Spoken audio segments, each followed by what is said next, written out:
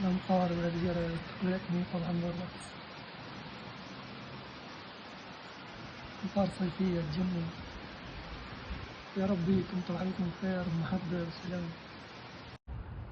بسم الله الرحمن الرحيم. اللهم صل على محمد وآل محمد. صباح الخير والمحبة والسلام. أنا وصلنا للمستشفى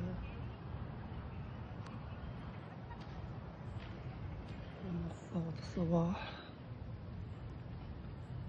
هذا منظر جميل جدا على الحدائق والجلسات. شوفوا هاي لما تنتظر المريض ولكنه حتى تكون مطمئن، تشم راحة الورود وأشياء جميلة. نسأل الله بحق فاطمة الزهراء عليه السلام أن يشفي كل مريض يا رب.